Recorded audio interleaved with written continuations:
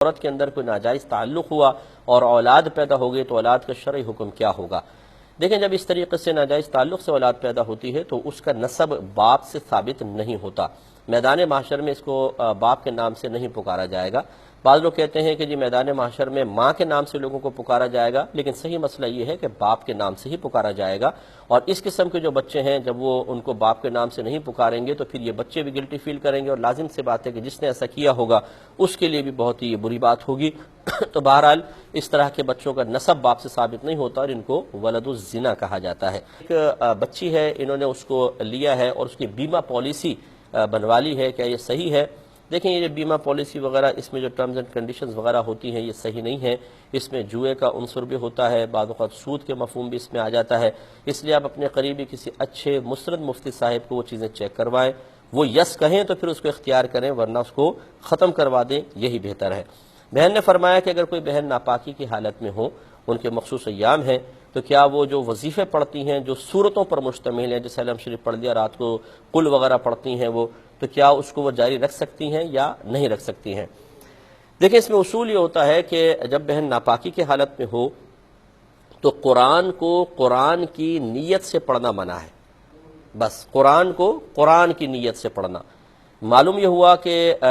غیر قرآن آپ پڑھ سکتی ہیں، تمام اذکار الہیہ، سبحان اللہ، الحمدللہ، لا الہ الا اللہ، درود شریف وغیرہ اس حالت میں بھی آپ پڑھ سکتی ہیں۔ بہتر ہے کہ کلی کر کے پڑھیں، بلا کراہت جائز ہے۔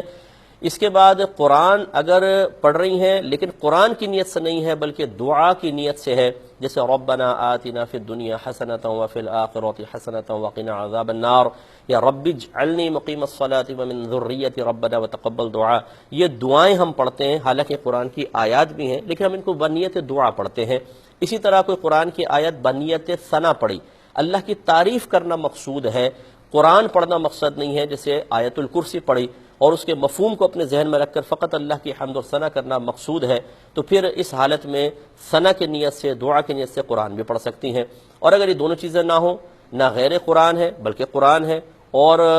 دعا کی نیت سے نہیں بلکہ خاص قرآن کی نیت سے، جیسے الحم شریف آپ فرما رہی ہیں، یہ چاروں قل ہیں، یہ ان میں لفظ قل ہی سے یہ قرآن ہونا متعین ہو جاتا ہے، وہ ایسی حالت میں پڑھنا یاد رکھیں سخت گناہ ہے۔ نبی کریم صلی اللہ علیہ وسلم نے منع فرمایا، اگر کسی بہن نے حالت ان ایام میں قرآن کو قرآن کی نیت سے پڑھا تھا تو اللہ کی بارگاہ میں توبہ کریں۔ اسی طرح آپ قرآن کو چھو نہیں سکتی ہیں بالکل، ہاں دل میں زبان سے ادائیگی کے بغیر دل میں اگر کوئی صورتوں کو پڑھ رہی ہوں تو بالکل پڑھ سکتی ہیں، اس حالت میں بھی ان کے لیے شرعاً جائز ہے۔ ایک انہوں نے کہا کہ پرائز بانڈ کا انعام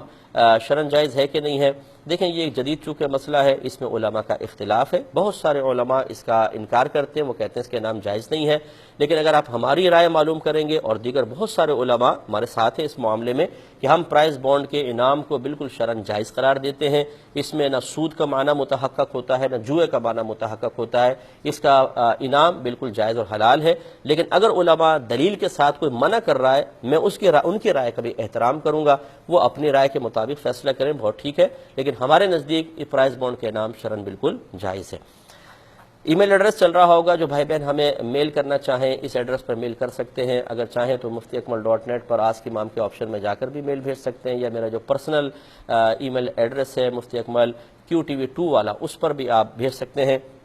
اب اپنے میزبان کو، ہماری QTV کی پوری ٹیم کو اجازت مرحمت فرمائیں، آپ ہمارے لیے دعا کیجئے، اور میں ان حاسدین کے لیے خاص طور پہ دعا کرتا ہوں کہ جو بیچارے مبتلا یا حسد ہو کر ہر وقت شرارتوں پر آمادہ رہتے ہیں، آپ بھی ان کے لیے خاص دعا کیجئے کہ اللہ تعالیٰ ان کو جلنے کوڑنے اور تقسیم الہی پر ناراض ہونے سے بچنے کی توفیق عطا فرمائے، آمین۔ وآخر دعوانا ان الحمدللہ رب العالمین۔